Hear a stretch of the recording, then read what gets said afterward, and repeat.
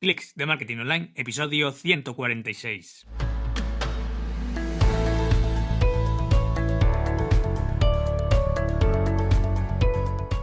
Hola, ¿qué tal? Muy buenas a todos y bienvenidos una semana más a Clics de Marketing Online, el podcast en el que hablamos de todas las técnicas y estrategias de marketing online que pueden ayudarte a mejorar tu proyecto en Internet a golpe de clic, como no puede ser de otra forma.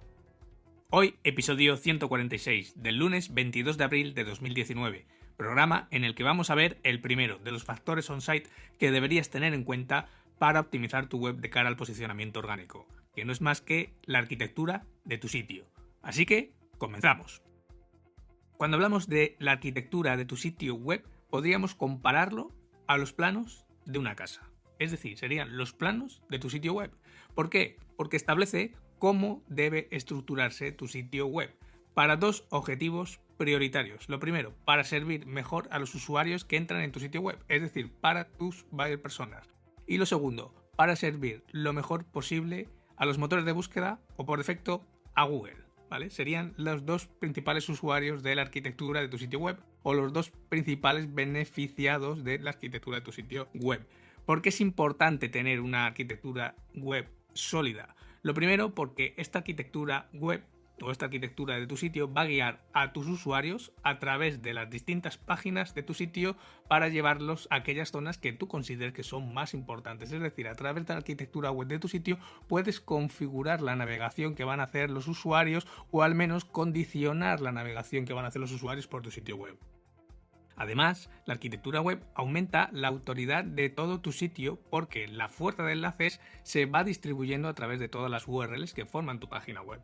También permite a las arañas de los motores de búsqueda, como puede ser Google, que puedan rastrear toda tu web de una forma mucho más eficiente, porque les puedes indicar qué páginas o qué URLs quieres que indexen y qué URLs en este caso no quieres que indexen por el motivo que sea. Esto se puede hacer a través del sitemap y a través de toda la arquitectura web de tu sitio. Y por último, porque es importante tener una arquitectura de sitio correcta, porque te va a ahorrar mucho tiempo y también mucho dinero, porque así no vas a tener que conseguir tantos enlaces entrantes de otros sitios, ya que la autoridad de página y de dominio va a fluir hacia las otras páginas o URLs que tú consideres más importantes. Todo ello se hace a través de ese enlazado interno. Dentro de lo que sería la arquitectura de tu sitio, unos conceptos que tenemos que ver es la profundidad. Como norma general, cuando establecemos los enlaces entre las distintas URLs o páginas de nuestro sitio, no deberían estar separados por más de 3 niveles de separación o no más de 3 clics. Es decir, que desde la home hasta la página que tú quieras, a la que quieres que llegue el usuario, no debería haber más de 3 clics. O el usuario no debería tener que dar más de 3 clics para llegar a dicha URL o a dicha página. Por norma general, siempre deberías limitar esta cantidad de enlaces internos que tiene una sola URL, por varias razones. La primera, porque menos es más, siempre, en cualquier parte, tanto del diseño como de la vida, al final el minimalismo o esta norma del diseño de menos es más también se traduce en este caso al posicionamiento orgánico. Cuantos menos enlaces tengas en tu sitio, para el usuario, mayor atención va a tener hacia ellos. Si tú tienes, por ejemplo, una entrada de tu blog repleta de enlaces, pues al final el usuario no va a saber en cuál tiene que hacer clic. Mientras que si dentro de la misma entrada solamente hay un enlace o dos enlaces muy puntuales, pues va a fijar toda su atención en esos dos enlaces, porque al final debe ser algo importante cuando lo has marcado como un enlace interno. También esta política de menos enlaces también hace que haya una mayor autoridad o que se reparta una mayor autoridad por cada uno de los enlaces. No es lo mismo tener dentro de ese artículo del blog 2 enlaces que tener 20 enlaces. Es decir, la autoridad que le cuelga, por ejemplo, de la categoría o de la home que le va, digamos, permeando, claro, no se va a repartir la misma fuerza entre 2 enlaces que si se tiene que diluir entre 20 enlaces. Pues entonces es otra opción a tener en cuenta.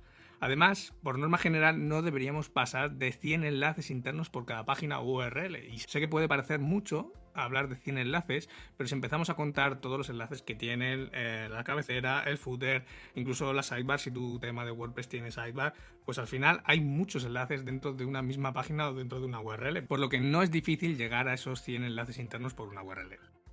Recuerda que cada enlace que pongas en una página URL de tu sitio debe servir al usuario de una forma u otra. no pongas enlaces por poner enlaces o como relleno, sino que tengan una intención clara, que complementen información al usuario. Porque recuerda que primero siempre debe estar el usuario que visita tu sitio y luego detrás el motor de búsqueda o Google, pero siempre primero el usuario. En cuanto a los textos ancla de esos enlaces internos, vamos a intentar utilizar textos ancla ricos en palabras clave en esos enlaces internos. No te limites a poner siempre ese pincha aquí o haz clic aquí o ese tipo de anclas que al final temáticamente o semánticamente a Google no le dicen nada, sino que intenta que en ese texto ancla al que tú estás enlazando hacia otro artículo de tu blog o hacia otra página de tu sitio, el texto ancla propiamente dicho tenga vinculación semántica con la URL de destino. También es recomendable irlos variando de vez en cuando, no usar siempre las mismas anclas para que haya variedad semántica entre los enlaces y entre las URLs. Intentar usar un texto ancla en el que el usuario pues le pique la curiosidad y le motive a hacer clic en dicho enlace. Y recuerda que los enlaces internos están para servir al usuario, para que continúe la navegación, no tanto para servirte a ti para repartir la fuerza de enlace, que también, sino para que el usuario continúe la navegación. Ese es el fin último de este enlazado interno, aparte de montar toda la arquitectura del sitio, sino para que el usuario siga navegando a través de tu sitio y lógicamente haga más visitas a tu página, vaya haciendo más páginas vistas, aumente el tiempo de permanencia en página, disminuya la tasa de rebote, pero precisamente todo esto influye en eso, en que el usuario continúe navegando en tu sitio web, cuanto más mejor. En cuanto a las opciones de arquitectura de sitio, tenemos varias opciones. La primera, que sería la arquitectura tradicional, que es en esencia cuando la fuerza del enlace o digamos la dirección del enlace va desde la home, que estaría por la parte superior de toda la arquitectura, y va cayendo hacia abajo, hacia las páginas de las categorías, hacia las páginas individuales tanto de tu blog o de tus productos, etcétera. Digamos que va en un sistema piramidal desde arriba hacia abajo, cayendo desde la home hacia categorías, hacia URLs únicas. Otra opción que tendríamos sería la arquitectura inversa. Esta se produce cuando centras tu sitio en el contenido. ¿Por qué? Porque al final las visitas van a llegar no tanto por tu home, como podría ser en el caso de una web que tiene mucho branding, y en este caso tiene muchas visitas por branding, lógicamente aterrizan directamente en la home, sino que en este caso cuando estás muy centrado en el contenido, todo tu tráfico va a entrar a través del long tail, por lo tanto van a ir entrando a través de distintos artículos de tu blog, a través de las distintas URLs de tu site. Entonces, esta arquitectura inversa lo que hace es que a través de esos enlaces entrantes a distintos artículos, el usuario lo que hace es ir navegando a la inversa. Desde el artículo puede ir subiendo hacia una categoría, tanto de temática como de producto, como luego puede ir subiendo hacia la home de tu sitio. Y la última opción serían cuando estamos hablando de silos o pilares. Si te recuerdas, cuando ya hablábamos en el episodio 28 del contenido pilar, un silo o un pilar dentro de tu web consta de 3 páginas normalmente. La primera página de un silo o de un pilar, si recuerdas, siempre hablábamos que estos tipos de contenidos se va a dirigir hacia una palabra clave muy amplia, hacia una palabra clave de cola corta. El segundo nivel del silo o del pilar va a apuntar siempre a una palabra clave de cola larga, es decir, a una palabra que ya tiene mayor relación o mayor alineación semántica con la cadena de búsqueda del usuario. Mientras que el tercer nivel del pilar o del silo lo que va a apuntar siempre es a una palabra clave de cola hiperreal.